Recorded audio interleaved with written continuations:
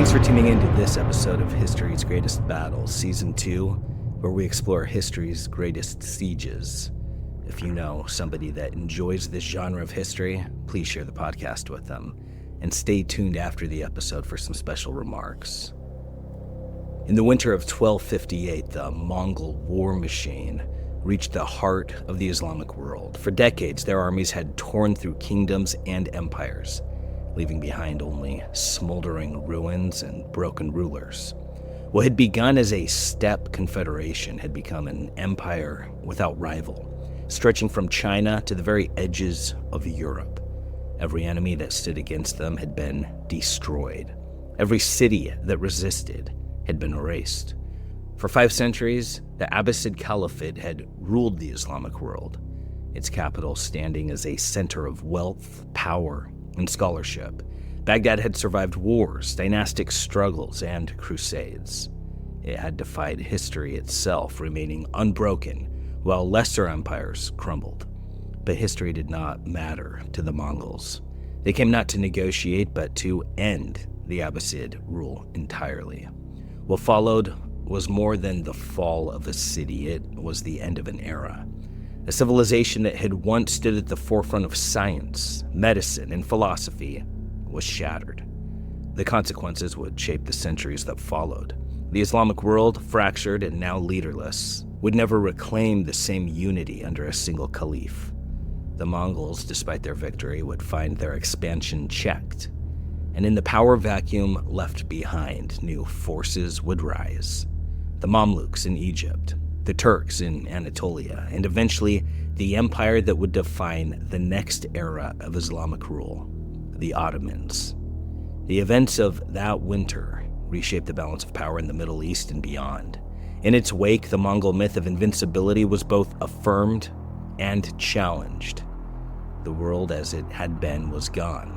What came next would be decided not by those who had ruled before, but by those who had the strength to seize what remained. Let's now experience the Siege of Baghdad. Welcome to History's Greatest Battles, Season 2, Episode 24, The Siege of Baghdad, from the 22nd of January to the 10th of February, 1258. Mongol Forces. Modern historians believe up to 200,000 Mongol Warriors. Arab forces, unknown, but reportedly roughly 100,000 citizen soldiers. When the Mongols tore through Baghdad, they did not merely sack a city for its plunder or to claim power. This time they dismantled a civilization, the once great capital of the Islamic world, a center of power, knowledge, and commerce for half a millennium, was left a husk of its former self. Its libraries, once holding the accumulated wisdom of centuries, were reduced to ashes. Its people, once scholars, merchants, and rulers, were slaughtered or scattered. For generations, Baghdad remained little more than a ruin, a forgotten relic of an empire that had been wiped from history. It would take centuries before it would rise again, but it would never reclaim the dominance it once held.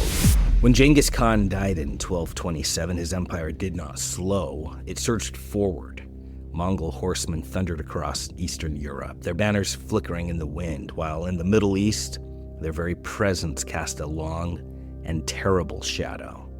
By the 1230s, Mongol warriors roamed the lands of modern Georgia and Azerbaijan, their horses grazing on soil that would soon be soaked in the blood of the fallen. The Middle East, fragmented and blind to the gathering storm, remained locked in its own internal wars. Crusaders clashed with Muslims in the Holy Land. Byzantines battled the Seljuk Turks for Anatolia. And in Egypt, the Mamluk dynasty, forged in war, was beginning its ascent. By the 1250s, Mangu sat as the Great Khan, ruler of the known world's most feared empire. His brother Hulagu, the iron fist of Mongol conquest in the southwest, was given a command: Persia must fall.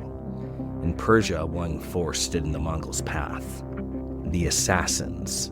For nearly 2 centuries, they had spread terror from the shadows, striking down rulers with the dagger's silent kiss. When word reached Mangu that these fanatics had marked him for death, he didn't hesitate. He unleashed Hulagu with one simple command: annihilate them. Hulagu's army carved its way into the mountains of northern Persia, where the assassins lurked in their 100 fortresses, high on their crags. One by one, these bastions fell. Then came Alamut, their stronghold, their heart. It withstood the Mongol siege for 3 years, but in the end, even its walls crumbled. Grand Master Rukn ad-Din, the ruler of the assassins, sued for peace, but there would be no mercy. On November the 19th of 1256, Rukn ad-Din laid down his arms, but surrender didn't mean survival. The Mongols did not wage war halfway. Men, women, and children, all were put to the sword. The historian Juvaini, who marched with Hulagu, wrote that, quote, "The world was cleansed," end quote, of the assassins. And indeed, there was nothing left of them but echoes. Rukn ad-Din alone was left alive, a prisoner to be dragged before the great Khan, but Mongo would not even look upon him. The once mighty Grand Master of the assassins was discarded like refuse, slain soon after, likely by the very men who had taken him captive. With the last of the assassins crushed beneath Mongol boots, Hulagu turned westward. His next target was the jewel of the Islamic world, the fabled city of Baghdad, where the Caliph Mustasim sat upon his throne, oblivious to the storm roaring toward him. The Mongols, for all their ferocity, ruled with a brutal sort of pragmatism. They tolerated all faiths, but a religion that sought to spread its dominion over others was a challenge to Mongol supremacy. Worse still for the Caliph, Mongo's chief wife was the Nestorian Christian, who harbored nothing but contempt for Islam. Baghdad had few friends in the Mongol court. Hulagu's forces swelled with reinforcements, hardened Mongol warriors from the wars against the Seljuk Turks, and a contingent of Christian knights from Georgia, eager to spill Muslim blood. Hulagu sent envoys to Mustasim, demanding an answer. Why had Baghdad not aided the Mongol war against the assassins? The insult could only be rectified by submission. Mustasim was to tear down his walls and swear loyalty to the great Khan. Mustasim had no army fit to stand against the Mongols, but he had history on his lips. He sent back a message filled with arrogance, reminding Hulagu that Baghdad had stood for centuries, unbroken and defiant. Many had tried to take the city, and all had failed. But history doesn't fight battles. Armies do. And Mustasim had none that could stand against what was coming.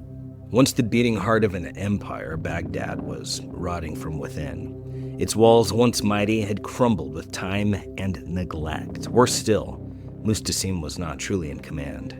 His Grand Vizier, In al-Alkami, a scheming parasite, whispered poison into his ear, feeding his illusions of safety while plotting his own future under Mongol rule. Al-Alkami filled Mustasim's mind with fantasies that the armies of Islam would rise as one, that divine will would break the Mongols before they reached Baghdad's gates. But the Caliph's generals, the men who truly understood war, they saw reality. They pleaded for an immediate mobilization, for the walls to be repaired, for any action that might delay the inevitable. Bloated, though, with delusion, Mustasim did nothing.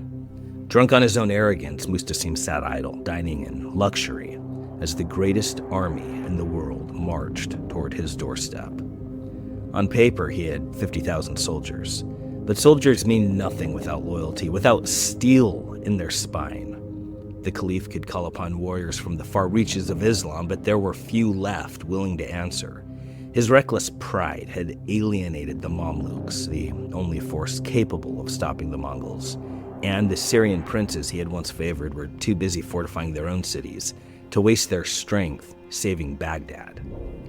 As the Mongols drew ever closer, Mustasim's bravado crumbled. He sent envoys, offering gold, but not submission. It was a fatal mistake. Hulagu, insulted now beyond measure, gave the order.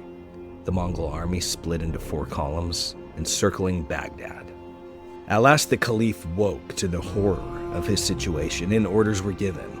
Walls were to be repaired, and the people armed. But it was far too little, far too late.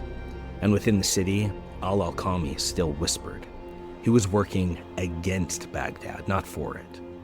The vizier had already reached out to Hulagu in secret, bargaining away Baghdad's fate in the hopes that the Mongols would let him rule over the ruins. Al-Alkami's treachery ran even deeper. A Shiite, he had spent years persecuting Baghdad's Sunni majority. When the call to arms was sent, those who might have fought for the city's survival chose instead to let it burn.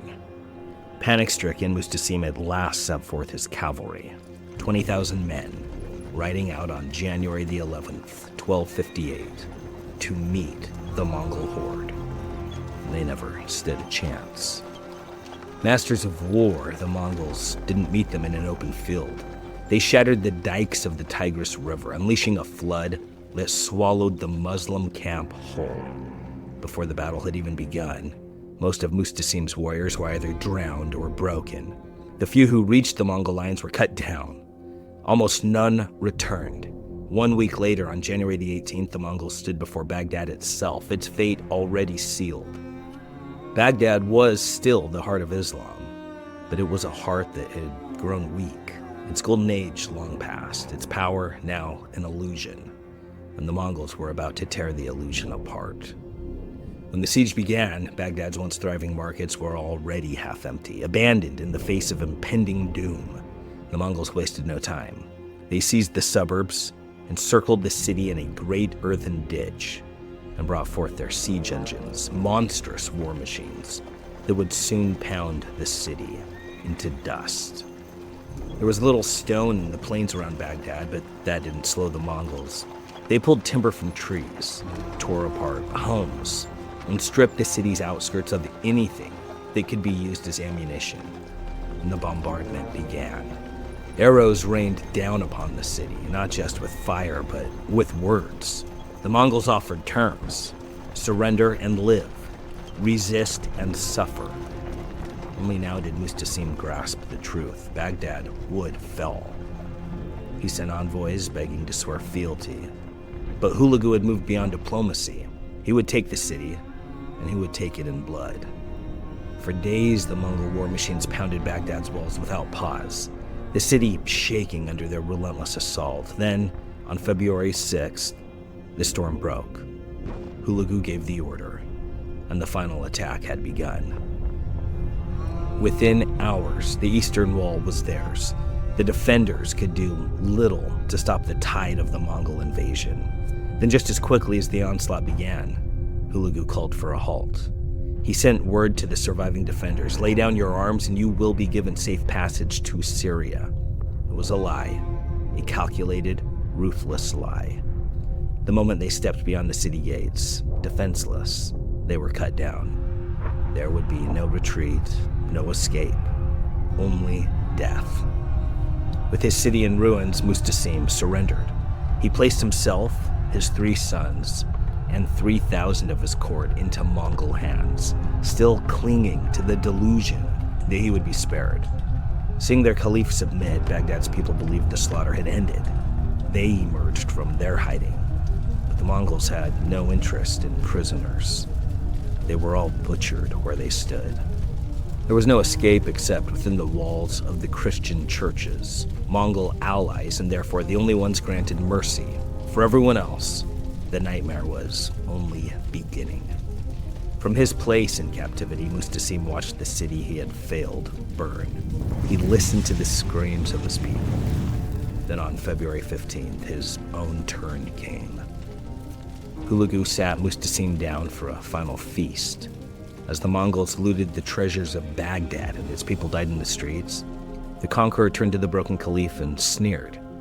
Why had he hoarded his wealth instead of using it to defend his empire? When the Mongols had what they wanted, the location of the caliph's hidden vaults, Mustasim and his sons were given their final punishment. They were sewn inside of carpets, wrapped so tightly that they could not move. Then Mongol horses were driven over them, crushing them to death beneath pounding hooves. A ruler of an empire, trampled like dirt. How many died? No one truly knows. The numbers range from 80,000 to 1,000,000. What is certain is this: Baghdad, once the jewel of the Islamic world, became a graveyard.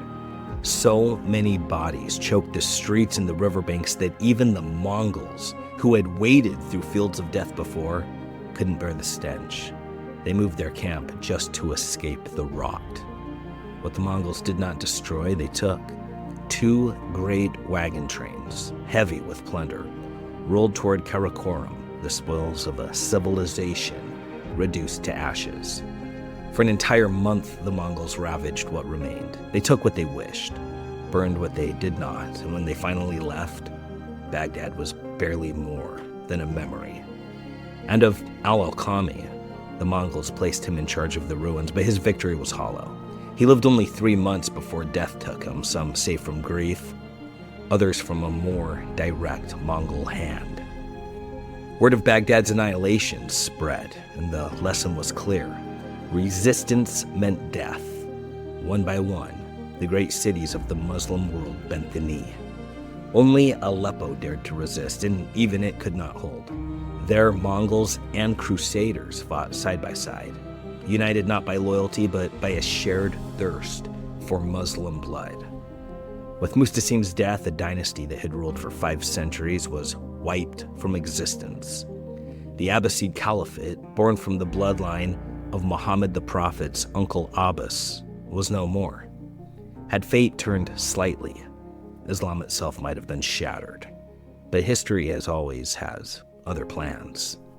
Twice now, the Mongol warpath had been halted not by armies, but by death. Genghis Khan's passing had spared Europe. Now Mongo's death pulled Hulagu away from his conquest, stopping the Mongol tide before it could consume all of Islam. Hulagu turned his back on the smoldering ruins of Baghdad and rode for Karakoram. The Mongols had a new Khan to choose, and conquest would have to wait. Drawn away by the politics of empire, Hulagu left a force behind under the command of Kit Boga, one of the finest Mongol generals. But this time, the Mongols had miscalculated. On September the 3rd, 1260, they met an enemy unlike any they had faced before. The Mamluks, warriors forged in fire, trained from childhood to kill or to die. For the first time, the Mongol advance was shattered. The myth of their invincibility was now gone. Ain Jalut was the battle that marked the turning point.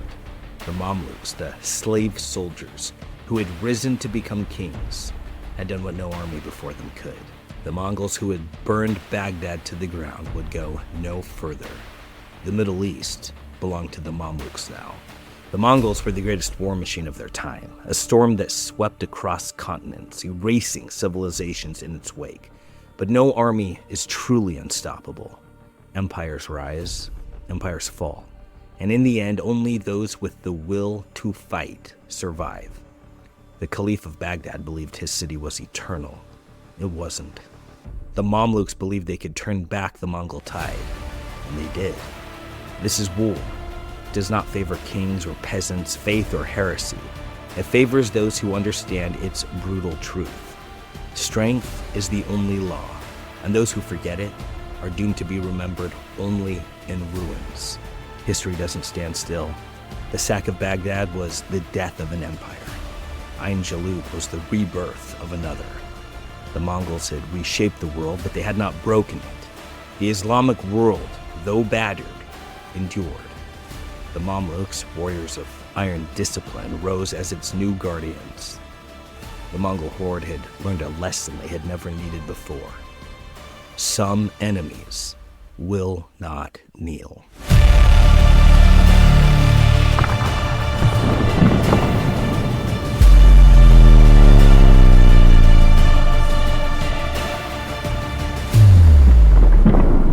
Hope you enjoyed that episode. We've had some good comments over the last few. This one from the Siege of Paris.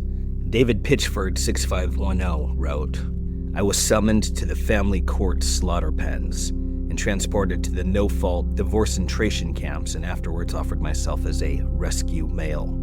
No one played music for me or made videos. Instead, they jeered and scowled at me. Better to be an elephant than a sacrificial any male. Ah, yes. The harrowing tale of the rescue male dragged against his will to the family court slaughter pens. Sounds like a Kafkaesque purgatory, a tragedy so profound Even the elephants of Paris would shed a tear. And yet here you stand, my friend, a survivor of the great Alimony Wars, unbowed, unbroken, and presumably still making rent. Truly, history will remember your sacrifice. History's greatest battles certainly will. Or at least this comment section will. And this one from the Siege of Plevna. Koala 1980 writes, "Nothing was stopped. Osman Pasha and the defenders surrendered. The flags and the saber of Osman Pasha are in the Museum of Pleven. The Russians underestimate the situation in the Bing and launched 2 unsuccessful attacks, but as soon as Pleven was encircled and supplies stopped, the Ottomans started to starve." And Pleven, not Plevna. I wrote Plevna because that's anciently how it was written. Water supply is not so good as other parts of Bulgarian Balkans. The third and later fourth assault by the combined forces of Russia and Romania cut off the last possible retreat road for the Ottomans. By Bulgarian historical estimation, both armies had around 30 to 40K. The 110,000 number you have in your profile is the total number of Russian forces in this part of the Balkans. The Russians used nearly 30,000 to block all the Balkan roads, and nearly 20,000 went in the direction of Sofia.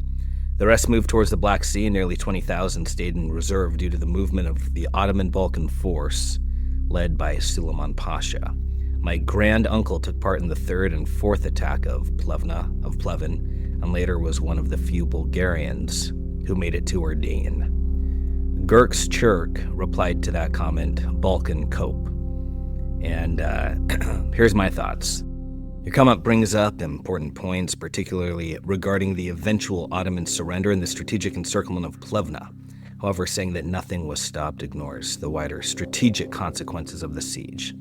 Osman Pasha's resistance absolutely stopped the Russian offensive for 5 months. The Russian high command had expected a swift victory over the Ottomans, but Plevna became an immovable obstacle that stalled their advance into Bulgaria. This particular delay forced Russia to divert massive reinforcements and change the entire timetable of the war. By the time Plevna finally fell, winter was setting in and the chance for a rapid march on Constantinople was lost. You're correct that the final encirclement and supply shortages made Osman Pasha's position untenable. Had Plevna fallen quickly, Russian forces might have reached the Ottoman capital before international pressure could intervene. Instead, the drawn-out siege gave Britain and Austria-Hungary time to react, preventing Russia from fully capitalizing on its initial momentum. You're correct that once the city was encircled and supplies were cut off, starvation and dwindling resources doomed the defenders. However, it was precisely because of Osman Pasha's prolonged stand that the Russians were forced into such a costly and time-consuming investment in the first place. The multiple failed assaults, the heavy casualties, and the realization that brute force would not take the city demonstrated how modern firepower and defensive entrenchments had changed warfare.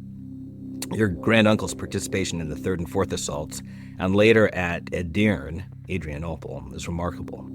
Bulgarians played a significant role in the war, and their contributions are often overlooked in favor of the larger Russian and Ottoman narratives.